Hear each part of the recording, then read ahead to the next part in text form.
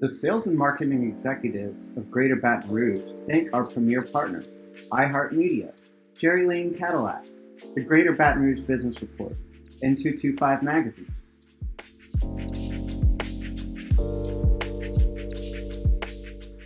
This month, we welcome LeAnn Ragusa from Eisner Amper.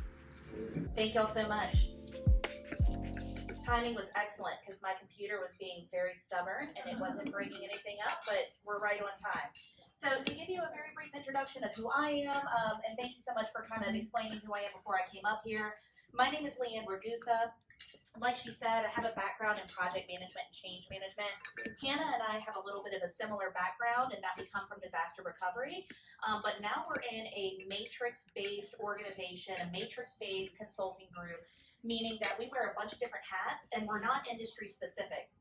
And so it allows us to kind of work in a whole bunch of different backgrounds. Sometimes we're in healthcare, sometimes we're in disaster recovery, sometimes we're assisting with governmental projects. The list goes on. If you can think it, we've probably done it. And if you can think of anything related to a change, we've probably done that as well. So, of course, our sales and marketing background kind of goes into our business development side of things and selling our services. So, have a little bit of background knowledge and kind of relate to you guys, the audience in the room. So, with that being said, one thing I want to make note of before we kind of kick off. There are a few QR codes that are mentioned or rather shown on the screen kind of throughout this presentation. So if you're interested in kind of snapping those as they come up, you might just want to have your phone handy. Also, I can provide links for these later after the presentation if that's preferable for you. So I'm going to go ahead and just kind of set the stage here of what we're going to be talking about today.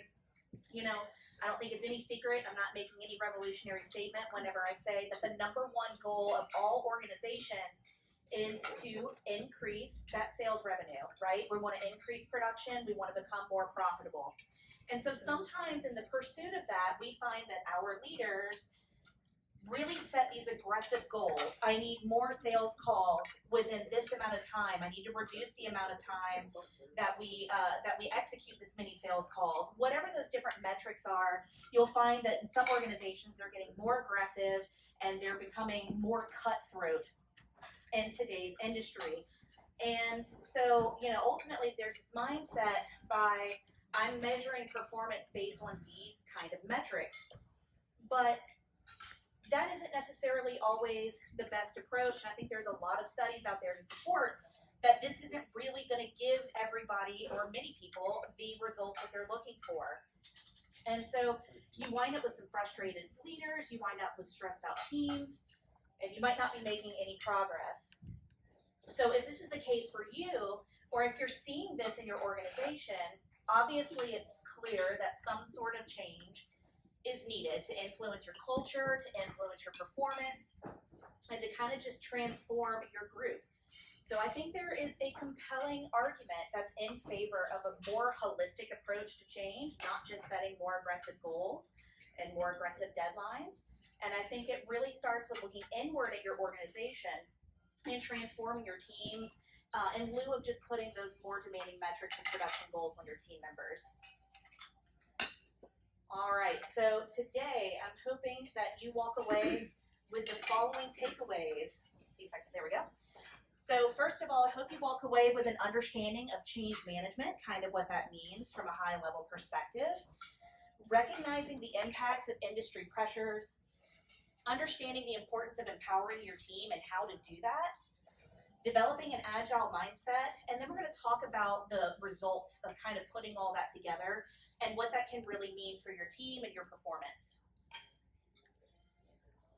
All right, so to kick us off, I do have a little bit of an activity for you guys. It's an interactive activity. If this really just isn't comfortable for you, the good news is it's only gonna last a few minutes, so it'll be over before you know it. All right, so on every table in this room, there is a Ziploc bag that has some slips of paper in it. I need each table to make sure that one person has a blue and one person has a green. Pinks and yellows can be picked as desired for the rest of the group. Don't open them just yet. Or rather, actually, you can go ahead and open them. You can go ahead and read it, but just make sure you're not showing it to anybody.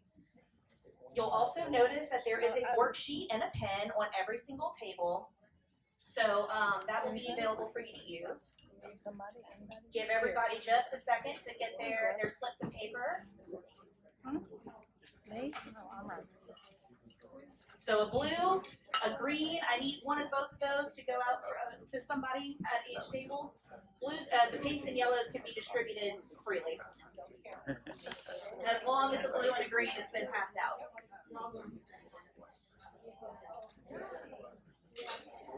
Like, can we open them or not? All right. Really? We give everybody about 20 more seconds to get their slips of paper. Y'all excited? Feels like we're doing a group project. That's appropriate. All right. Perfect. So now that everybody has your piece of paper, I'm going to go ahead and set the stage for you with our activity. So here's kind of the summary of what to expect. Your organization, your table represents an organization, has developed an incredible new client relationship management software. It's called Clientele. The name's not that important, but you've got this new software. You want to release this product in the second quarter, but you do have a prospective company that's interested in this software right now, and you'd like to sell it to them prior. Think of this as a pilot organization for selling this product. All right? So you have a CEO on your team, and you have a sales lead, and the rest of y'all are sales team members. Your CEO, sales team, and sales lead are meeting together to strategize about what your sales pitch is and to how to promote this product to the customer. A few attributes of this software: it's incredibly user-friendly, it's very customizable, has seamless integration into legacy systems, which is a beautiful thing. That never happens. And then it has a mobile app for increased functionality, okay? So now let me explain what your pieces of paper are. All right, so if you have a blue piece of paper, you're the CEO.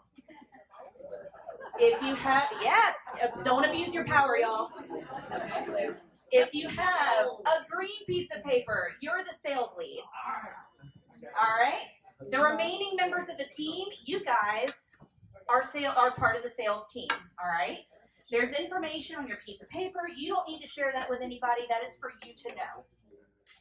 I am going to give you guys 7 minutes to come up with 25 steps for your action plan and sales strategy. You have to complete all 25 steps. You have 7 minutes. Your group should work collaboratively. Does anybody have questions? I also have my team members kind of walking the floor in case somebody goes, I'm completely lost, I don't know what you're talking about. All right? If there's no questions, then go ahead and get started. I will stop you in 7 minutes. Why should we be tell the borrower the right choice? Take the CEO to play. All right. Give them. All right. Give them a Have an demo. affair. That brings us to the end of that activity. We're all over here eating. Look, Now, every one of your ideas was fabulous. Suck up. I said yes. who here noticed that there might be some different kinds of personalities in the room? Yes. Who actually got to 7 steps? All right, a We few. only got 6. So, A few. Do they have to be? So, Right. I'm just going to ask, was it easy to create your sales strategy, your sales pitch? No. No. Tons of conflicting kind of personalities all in the same room. So let me ask, for those that were able to get to 7 steps, can somebody volunteer if you're brave? What went well about the exercise? How were you able to collaborate? We're all able to give our opinion. All right, so everybody was able to give their opinion. So sounds like kind of an open forum where everybody was able to share. Anybody else? We had a driver that was pushing us to hurry up and make a decision, and that was the fact that the hamburger steak was staring us in the face. Okay, so it sounds like we might have had an aggressive personality that was creating a big sense of urgency. that maybe got you to 7 steps, but I'm curious how good those steps actually were. If you're being rushed, right? We got great ones. Any challenge? I mean, aside from the challenges that we've got different personalities at the table, what specifically stood out to you guys about where the rub was? Yes. I think like the pivot going from 25 to 7, and then you throw everything out the window and restart over, or you just optimize what you had. Just the sudden wrench. Sudden wrench, absolutely. The great news is we're going to talk about how to make sure that we are prepared for change and creating a change mindset. So hopefully that resonates with some people here today. Just curious, one of the change management team members, was there something that stuck out to one of y'all before we move into the meat and potatoes of the presentation?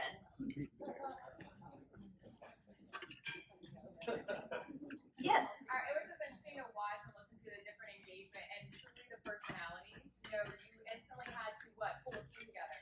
You instantly were given secret roles that you had to play and personify, and then we were all trying to come together and meet an objective and within a short runway of a time constraint. So the urgency, the personalities, everyone trying to figure out what are we doing, you know, just and a sense of, you know, was your table open to change? I saw some tables like almost quickly starting to 1, 2, because it's 25, let's just write things down.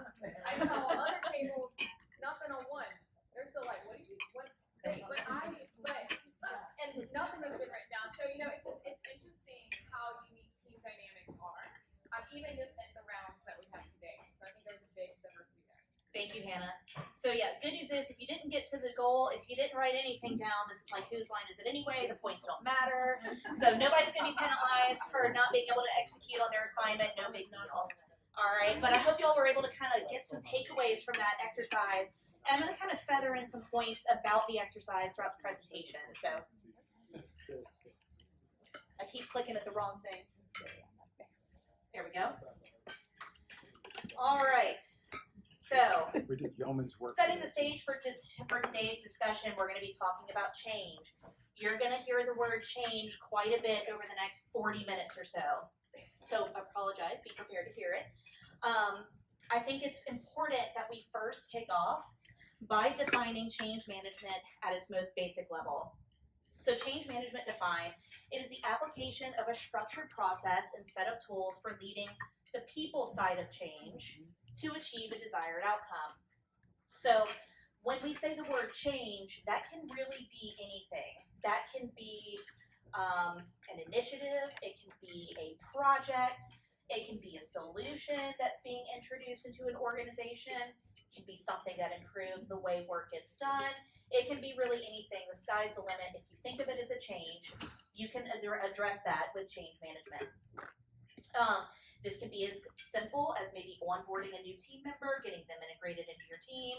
This could be as complex as a merger. Our change management group can speak to that. We just went through a merger.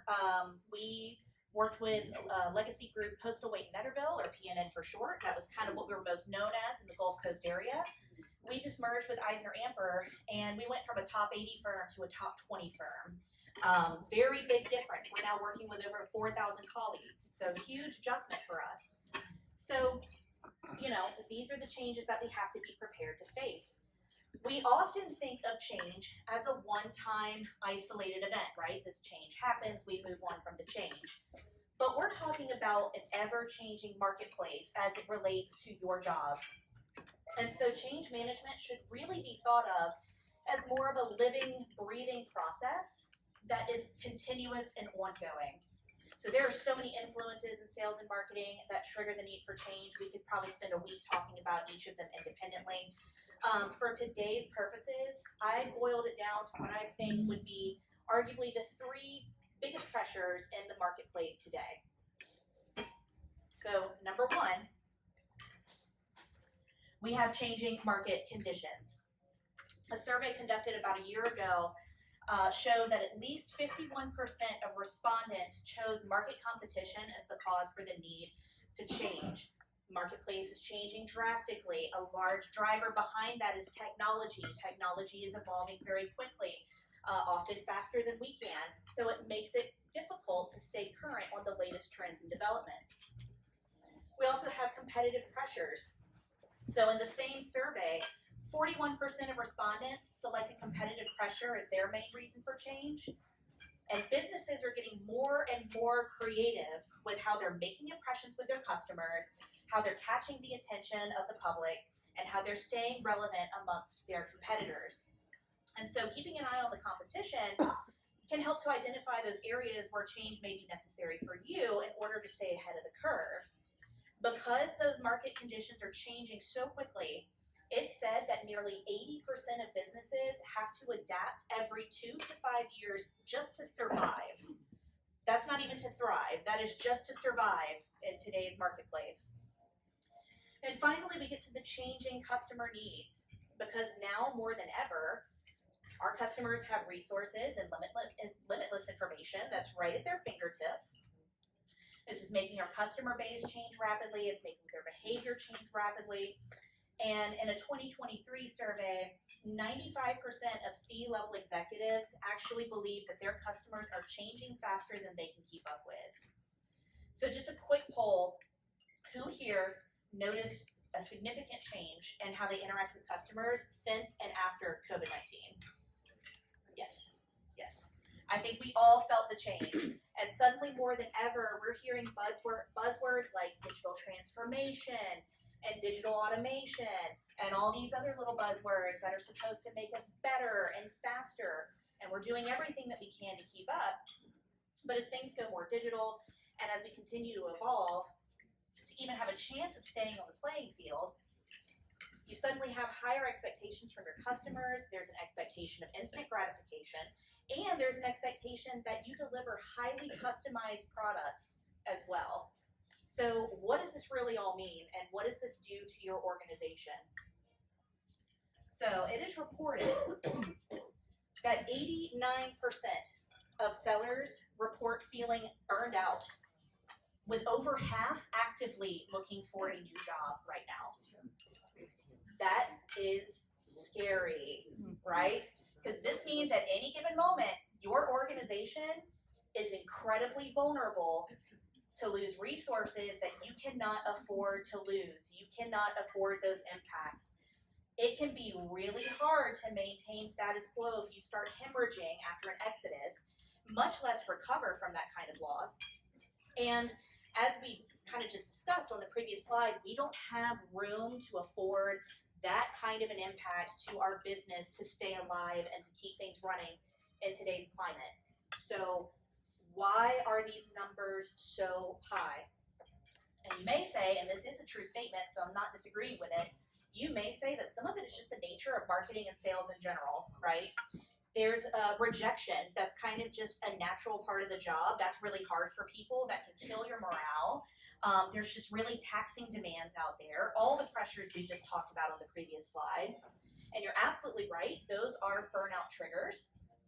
But whenever you kind of start digging into the statistics, into the details, you may find that those burnout triggers that's really kind of impacting your groups, your teams, your organizations are not necessarily industry specific. They're not necessarily specific to sales and marketing. They're common burnout triggers that are kind of happening from every industry and from every background. And so burnout prevention is a topic that is extremely important to me and near and dear to my heart. I actually wrote an article about this back in 2021. So if anybody's interested in reading on that, there's a QR code here. Feel free to scan that. You can also go to the Eisner-Amper website and go to their insights, and you can find this article as well. But burnout is often triggered by a variety of issues. I boiled it down to 4 on this slide. The first one is the lack of control. Who felt a complete lack of control during our exercise just now? I just threw a bunch of changes at you. I gave you about 60 seconds to figure out what the assignment was and actually execute on it, right? And so you have an ever-changing environment. This is going to have unintended consequences where your leaders are not clearly communicating expectations, right? And that's going to leave your team wondering what in the world they're actually working towards, and they're often chasing a target that is just constantly on the move. So that lack of control is going to just create some of that burnout tension.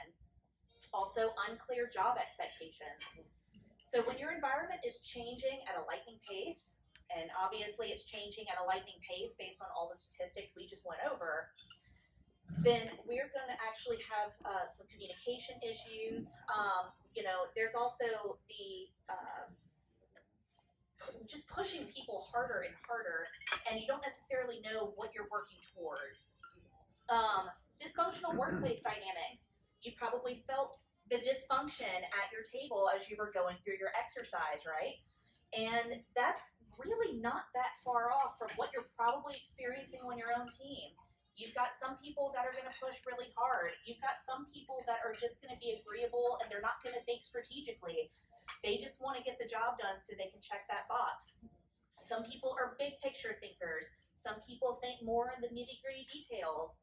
And a lot of times, these different personalities are going to create tensions between the team, tensions between leaders and their teams.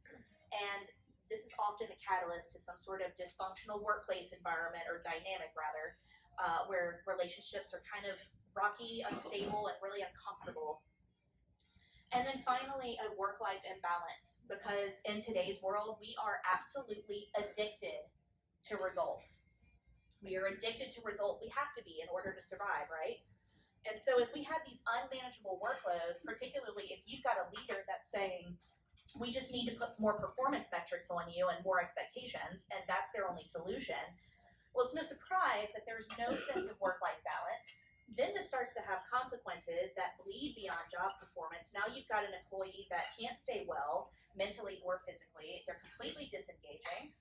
Their health is beginning to suffer.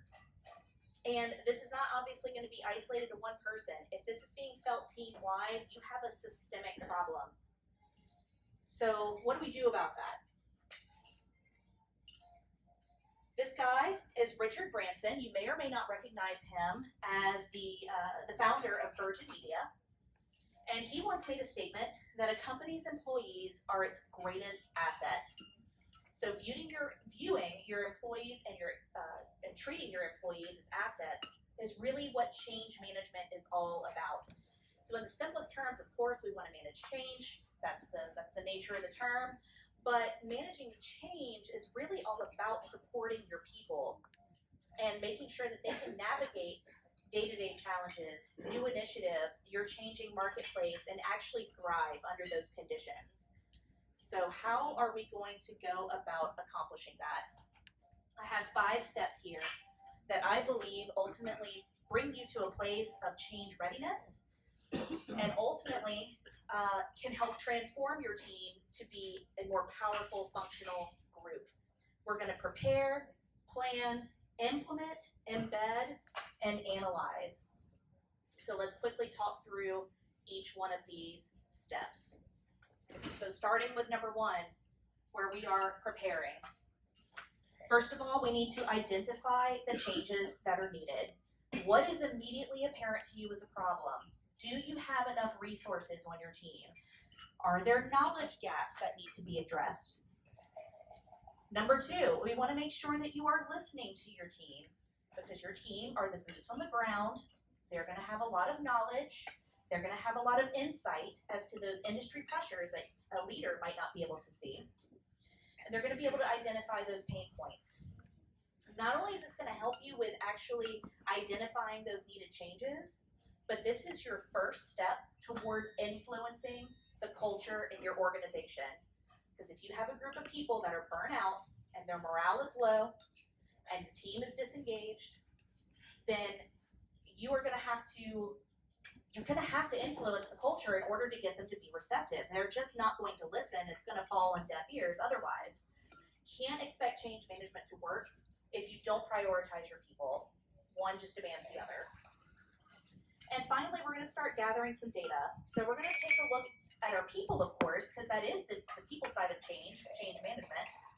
But data is also going to play an incredibly important role in your change initiatives, your change strategies. And the topic of data, I'm actually going to circle back to this a little bit later in the presentation. But just for now, it's important to remember that you cannot manage what you cannot measure. So you have to have some sort of data to support whatever that initiative that you're planning to do. It's going to tell you a very important story about where you may be bleeding, especially coupled with whatever that feedback was from your team, which hopefully you collected during this step.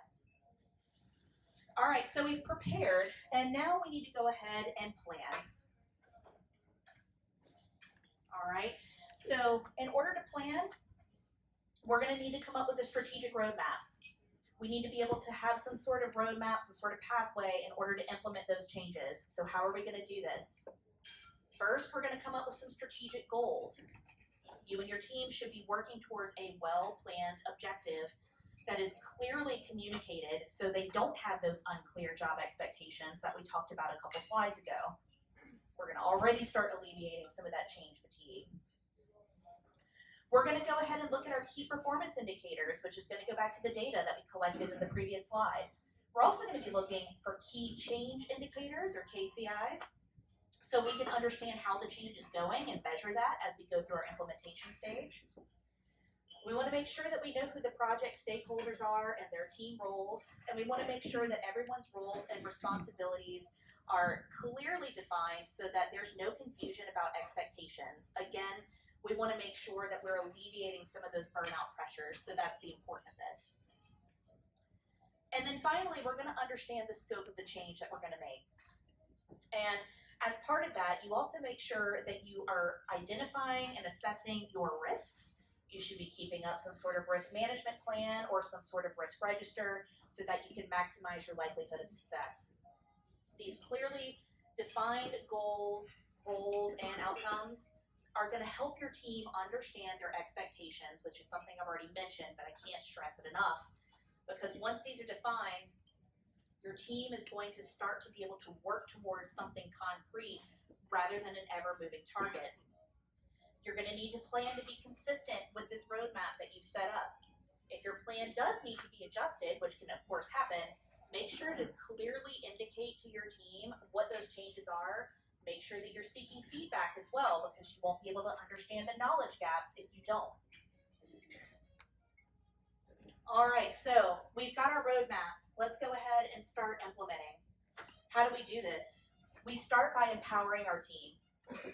We want to make sure that we're letting them know that they have a voice and that they are valuable and that they play an important part of the transition. And we want to make sure that we're celebrating their victories as well. Don't forget to celebrate the wins. Recognize your team and their achievements. Highlight examples of great work. Your team is most likely to produce valuable work when they themselves also feel valued.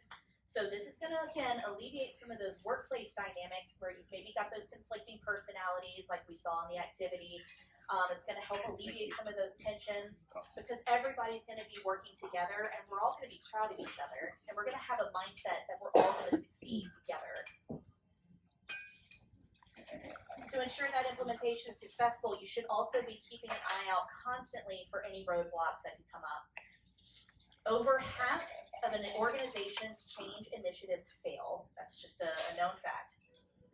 So you can have something just as minor as a small roadblock, and it can completely derail your progress. So make sure that you're referring back to your risk management plan, making sure that you kind of go back to what you've developed in those planning and preparation stages so you can make sure that you stay on track. Next, we're going to embed.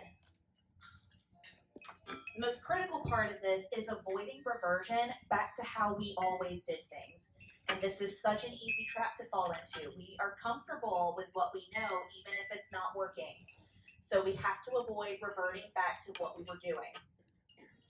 We have this natural resistance to change as humans. We tend to gravitate towards anything that we're familiar with. There's actually a fight or flight response that takes place in the body whenever change happens. Kind of just naturally makes us resistant to change initiatives. So we've got to make sure that we are keeping a pulse on our team, keeping a health check on ourselves, making sure that we're not reverting back to the prior state. The best way to avoid reverting back to the prior state is by adopting and accepting standard practices. And the best way to achieve this is through readily accessible documentation. Is that a policy and procedure document? Is that some sort of ongoing training? Are these user guides? Make sure that you are delivering ongoing training, even if you feel like it's not necessary, because you're going to be able to keep a pulse on those knowledge gaps if you do.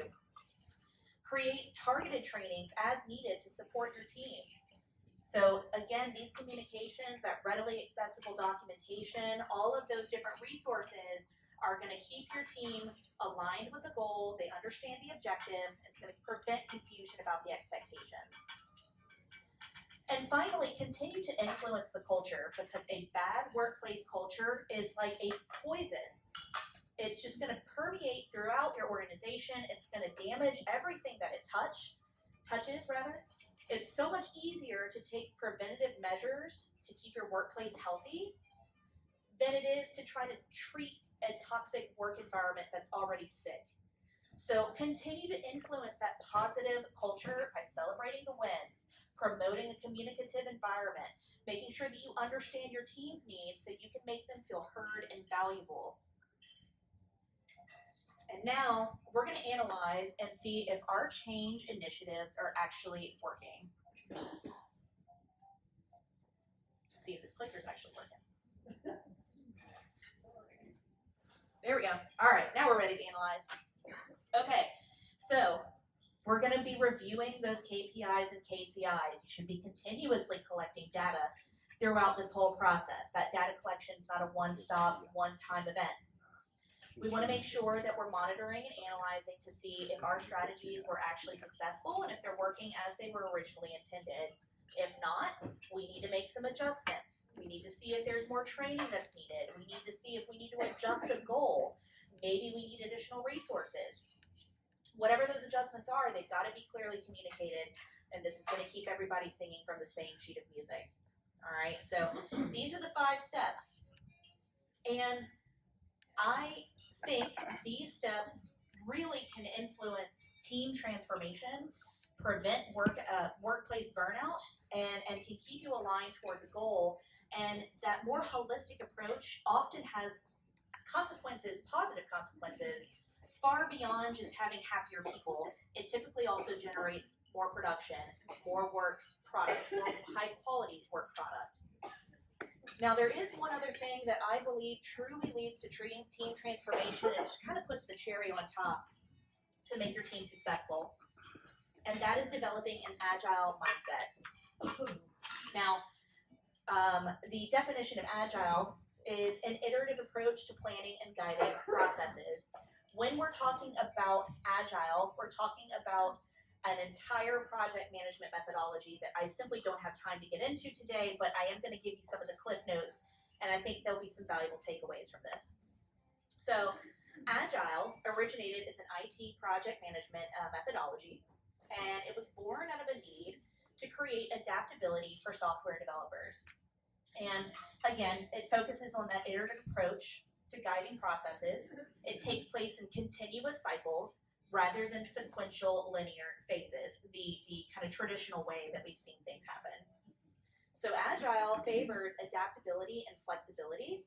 And in relation to customer feedback, which obviously drives sales and marketing, agile's approach affords a more continuous collaboration with your customers and your stakeholders to better align the deliverables or the services or the product that it is that you're selling to your customers and to meet their needs. There's an article in Harvard Business Review that says that teams that use agile methods tend to get things done faster, and they also tend to be happier and actually enjoy their work more. So agile in sales is rapidly becoming implemented. It's something that's really starting to take off, and it's being used as an alternative practice to traditional sales tactics. So let's quickly go through kind of a compare and contrast between agile and a traditional approach. So again, kind of going back on what I said in the previous slide, research shows that agile projects are actually 3 times more likely to succeed than traditional methods. So let's kind of look at these different comparisons here. With traditional sales, you're typically looking at individual sales plans, goals, KPIs. It's all about what I can produce by myself. With an agile team, it's a self-organized team that's characterized by structured self-improvement and a common goal. So a cohesive unit, which hopefully we just built a cohesive unit by kind of doing some of that those 5 steps that we were just talking about moments ago.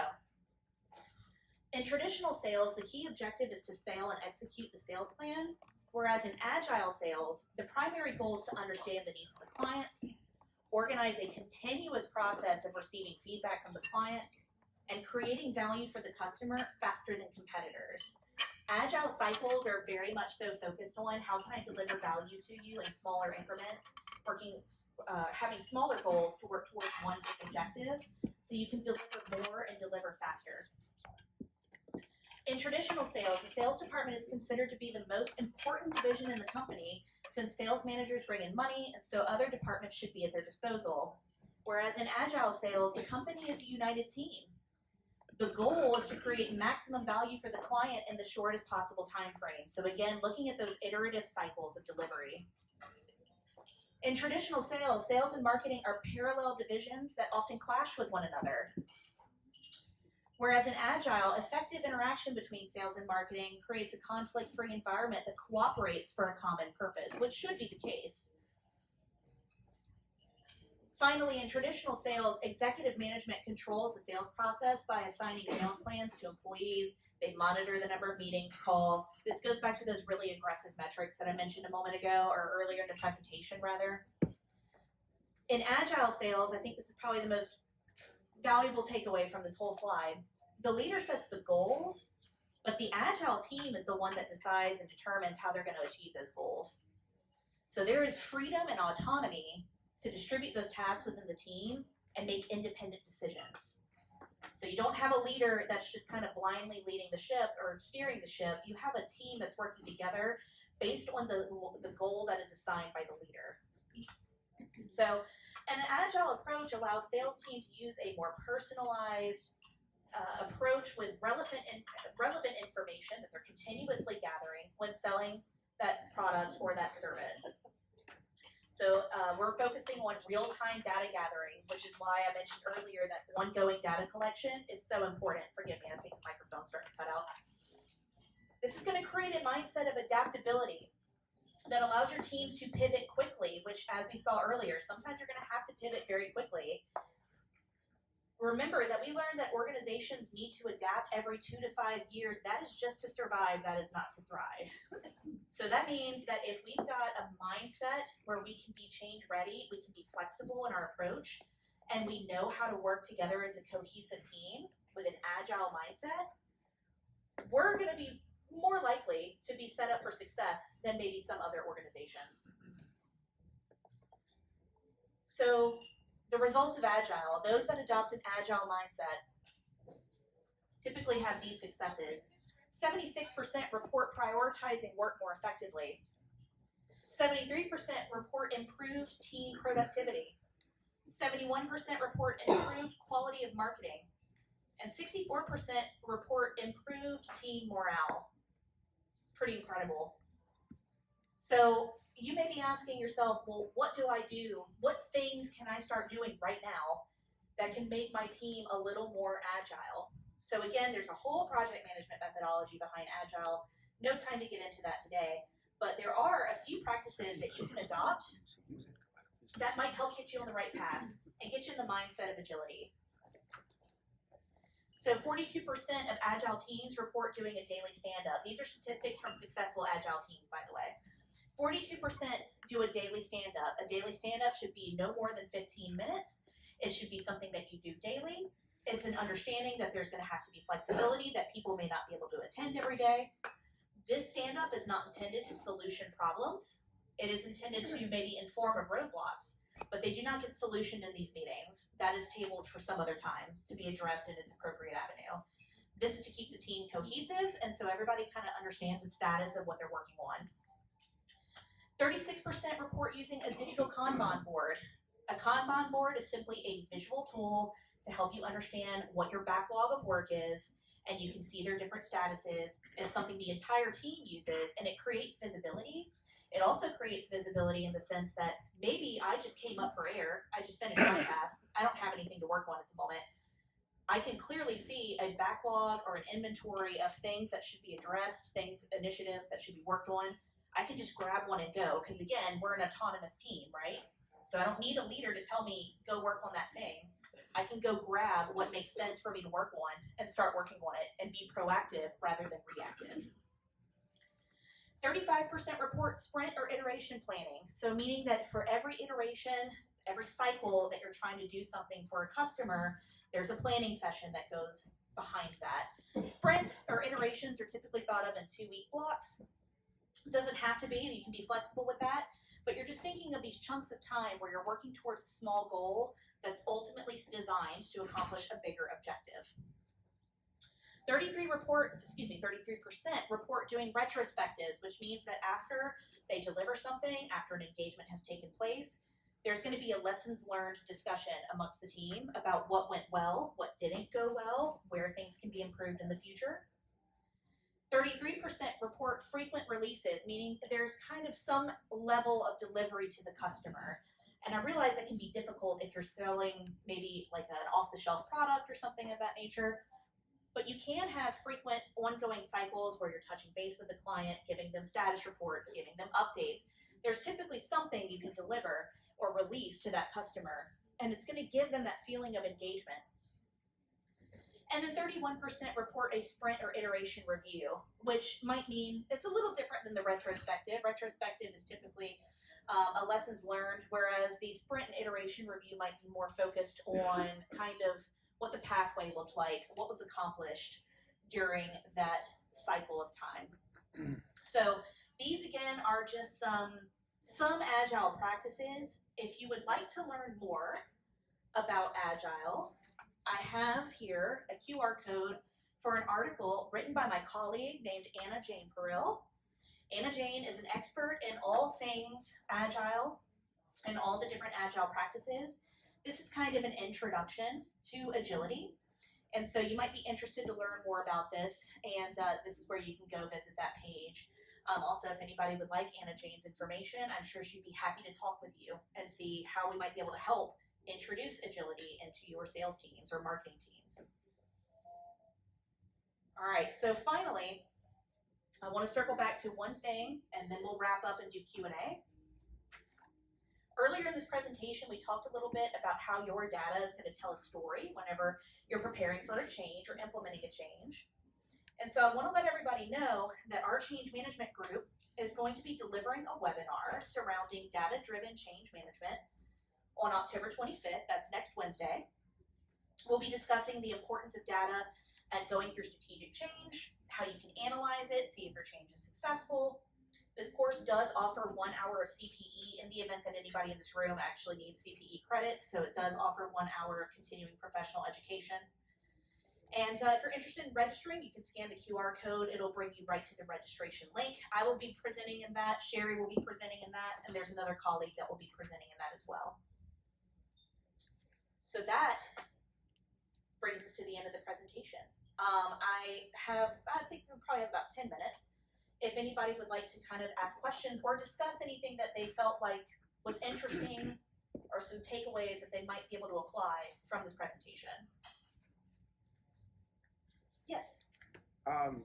Thank you for sharing this, LeAnn. It's I've had the opportunity to work with LeAnn, and she's amazing.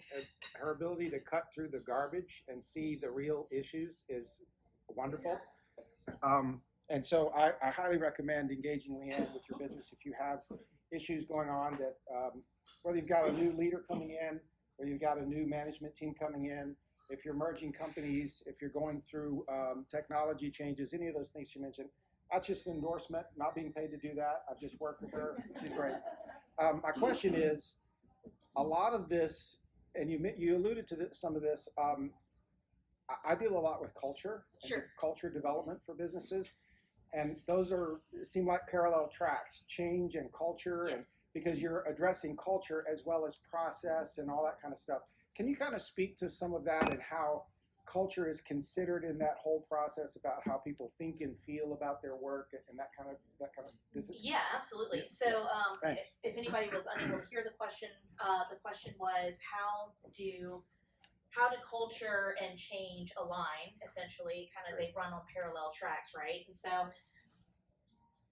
because humans are naturally resistant to change, and I mentioned this briefly earlier, but to expand on it a little bit, the brain, or whenever we go through a change event, there's actually a hormone that's released, and it creates that fight or flight response. This is just a natural survival thing that just kind of naturally happens. Even whenever change can be seen as an opportunity, again, we're probably just going to be resistant to that because we're going into survival mode and say, I don't want that. I want to stick with what I'm familiar with. And also, too, when you've got workplace dynamics such as burnout, toxic workplace cultures, nobody is going to be interested in engaging that change. Nobody is going to be interested in hearing what you have to say. You could tell them that it's going to give them the most amazing outcome ever if they engage that change. They have already turned you off because they say, if you could have given me an amazing outcome, you would have done it 5 years ago. So a lot of times you've got these people that are disengaged, and it's going to make your change initiative very difficult. You have to influence the culture, which starts with team transformation, which starts with the people side of change, addressing their needs, tailoring to what they need, not being a one-size-fits-all kind of solution for your teams and organization. And because you're starting to get them in the mindset of, I can trust this change. I might not like it, I might feel resistant to it, but I can trust this change. I trust that I know what the outcome is. I trust that I know that they're going to adjust if the outcome isn't achieved. And the culture is just so necessary also for change readiness. So that way, when something abruptly happens, 54% of your team leaves, then your team can actually respond to that. Hopefully that doesn't happen to anybody in this room, by the way. But hopefully your team can respond to that because they've got that mindset and they've got a positive culture where they feel supported and able to go through that change effectively. Change management team, any thoughts beyond what I just said? Any comments? I would just add this. I think one of the things with culture in any organization, can everyone hear me? I'll stand up. You really have to know your people. And I mean that in a very intentional way. How do you take stock in knowing who Robin Diana is as a person? How do you take stock in knowing me as a manager?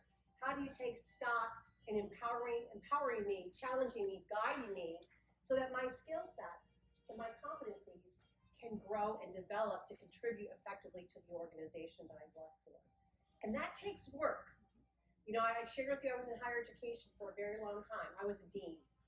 And I had like 50 people reporting to me, right? I walked the walk. Every Monday and every Friday, I walked to go see everyone who was on my team to see what was going on. And that's hard to do. I recognize that that's hard to do. But I needed to cultivate a culture, a dynamic culture, that I knew when change happened, or I knew that something was coming down from the president, we're ready to put our sneakers on and do the job. So take time to know your people and take stock. And we don't always have that, but I can tell you from my experience, I've made mistakes before, and I have been successful before. It's because I made it myself intentionally take stock in my team on every level they would let me in on. Thank you, Robin. Yeah, being part of the team, and there's a difference between a manager and a leader, and everybody can be a manager, but not everybody can be a leader, and a leader is going to have a different mindset, a different thought process. They are going to be engaged and dedicated, committed to being part of that team with that mindset of collaboration. You don't always get that from a manager, but you get that from a leader, a true leader. Any other thoughts, questions, comments, observations? Yes? Okay, let me see if I can say this right. So, the idea of having to make a change might not always come from the top, right? Absolutely. It's somebody who's kind of almost like they're living it, and they're seeing that things need to change, right? So, no matter where it comes from, how do they know how to start? You know what I mean? Yeah, so that's a great question. If anybody couldn't hear that, we'll forgive her for not standing, considering the injury. Basically, the question was the identified need for a change doesn't necessarily come from the top. And so if that's coming from a different level, where do you even start? And so I think this really piggybacks into change culture. It also piggybacks into empowering your team, which is something we talked about during that implementation phase of change. And so if you have a team that's empowered, that feels like they have a voice, that feels like they can speak on something, that feels like they're in an autonomous group, they should be able to voice a change. They should also clearly know who to communicate that to, because we're creating that transparency in our team as part of this exercise. They should know who to communicate that to, and they should feel empowered to do so. And from there, you just start the process of, how do I plan for that? How do I prepare? Let me do the data collection. Let me assess the need. Let me see if this really is an impact to the organization. Maybe there's a kind of a feasibility inspection to see, does this change actually, is it achievable, and is it something that would actually give some sort of positive impact to our organization. But anytime that a need is identified for change, anybody should be able to voice that. And that's really part of the agile team mindset. You're breaking down those barriers where you're going, well, I'm higher than you, and I'm higher than you in the org, and I'm over you, and you have to follow the chain of command. I'm not saying there's not value in the chain of command, but I am saying that in an agile mindset, those team silos, those staffing silos shouldn't be very important. We're all working towards one common objective, and anybody should be able to voice the need for change. So what you're saying, like, if I was an employee and I'm seeing clearly there's this big need, if who I need to go to can't see it or doesn't see it, what would be the best thing to do? Yeah, so that's a great point, and I do think there is responsibility beyond identifying the need for a change. I think if anybody identifies the need for a change, I think there's a responsibility to be able to kind of say, I've done my homework. Here's what I'm recognizing. This is how often it's happening. These are the departments it impacts. These are the outcomes that are happening. This is a bottleneck over here. Here's some possible solutions if you really want to make a meaningful statement. Because when somebody comes to me and says, well, this is broken, and I'm like, well, I need more information than that. So yes, if you identify the need for change, you should be empowered to do that. You should be able to talk to whoever you need to talk to. That should be, those clear lines of communication should be established. But you should also take the responsibility and realize the onus is a little bit on you to at least help your leader or the person you're reporting to understand what that change issue is and how to address it. They may not really understand, because sometimes when you're at this level, you don't understand what they're doing, and they really don't understand what you're doing. Right. So I think if you truly are a leader, like every single person in this room, I think it's really important to bring the facts to the table and don't let them, just say, no, it's too much trouble. Yes. Keep at it, and because change is gonna happen whether we want it to or not. We might as well be part of the solution. I saw so many companies just kind of go flatline after COVID, and that amount of change no one's ever experienced. So at least it brought in us the reality that change is inevitable, and we have to be ready for it and really seek it out. Almost like, what do we need to change? You have to look at it like every day. Yep. So that you're not the last one, on board with that change, and you're not doing as well as everybody else. Completely agree. And in the event that somebody brings up something they say is needed and it turns out maybe it's not, don't dismiss that person. Celebrate that they felt empowered to come talk to you. Their opinion is still valuable. They might have just looked at things through different lenses. So maybe one more question. We have about 1 minute. Yes. Oh, wait. Oh, yeah, go with someone else. Yeah. Okay. So you said that a critical part of the process is making sure that the salesmen, when adopting new change, don't revert to their old method. We're struggling with that. Our sales team adopted Salesforce about 3.5 years ago, and a lot of our salespeople, I would say, are at a median age of 50, 55. And there's a lot of sales team members that don't really adopt, full use of Salesforce, both for them, and they don't recognize how useful it is to me as a marketer having that information Right. in there. And so I'm not in exactly a position to say, hey, Bob, you need to make sure you're entering in all this, Well, that alone probably wouldn't necessarily give you the outcome you're looking for. Right. What is, in your opinion, the best way to encourage people not to fall back to those old ways and keep progressing with the new change that you brought forth? It's a great question. My very first stop, or my very first step, would be, why are you not using this to its full capability? Why? Let's talk about it. Let's survey on it. Then it's, okay, so I don't understand the functionality. Maybe I can create a user guide and do a live demonstration where I actually have you come and do the exercise with me. We do it as a group and we talk about it. Maybe it's, I don't understand. I understand I'm supposed to use this software. I don't understand how I'm supposed to use the software. What's the policy on this? Maybe that means we need a policy document. Maybe that means that we need a living, breathing SOP that explains you're going to enter this information in this field in order to get this metric that's going to come out of this report, whatever the case may be. But the very first thing that you have to do is understand why they're not implementing the change.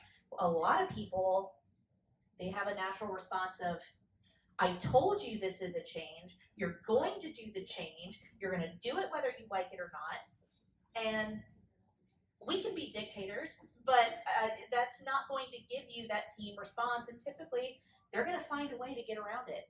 In fact, that makes some people go, I will dig my heels in harder and I will never do your change. And so letting them know that you're on their level and that you're trying to understand what their pain points are, it's probably going to give you some outcome. Yes?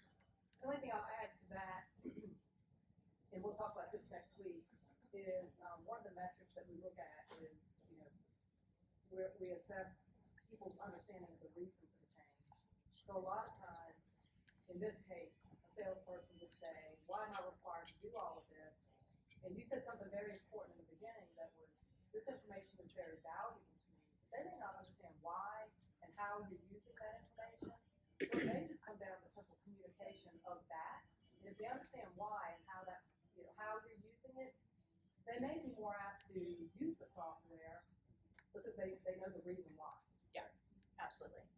And so I was going to piggyback on that. I think education, like getting together, why do you need that?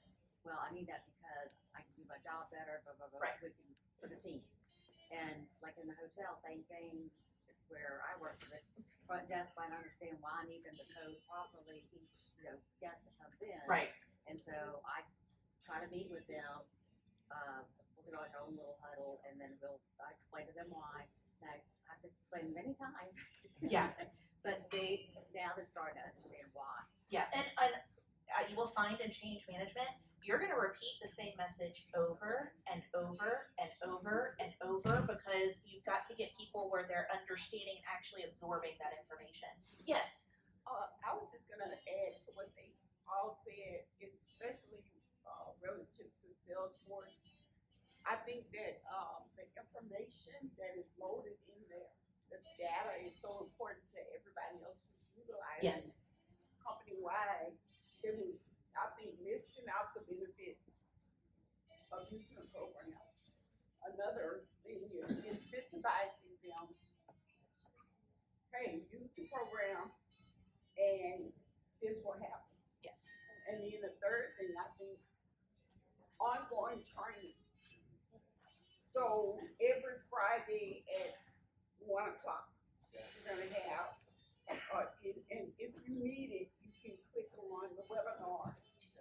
It's available for you, so people can keep getting educated and learn how to use it. They appreciate it. Absolutely. And look, if anybody wants to chat with the change management group, we're going to hang back for a few minutes after this so we can chat with y'all.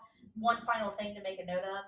Our team does, we call it weekly ongoing operational training. So exactly what you said, whenever we have projects and initiatives, we call it WOOT. So it's a fun time, WOOT. We have found that our WOOTs are very effective in getting that change kind of ingrained, and doing an assessment of where there may be knowledge gaps. So I'm going to pass it back because I know we're running out of time. Thank you so much, LeAnn. I know the workplace environment has changed so much, and the culture is one of those biggest things that, take it a priority and something that we need to, I think we all have to go home and do a little homework and do a little change. All right. Thanks again to all of our sponsors: iHeartMedia, Jerry Lane Cadillac, the Greater Baton Rouge Business Report, Billy Harriman's, Campus Federal, the Louisiana Lottery, and Wharton Marketing. If you liked what you saw, please visit our site by scanning the QR code above. Thanks for watching.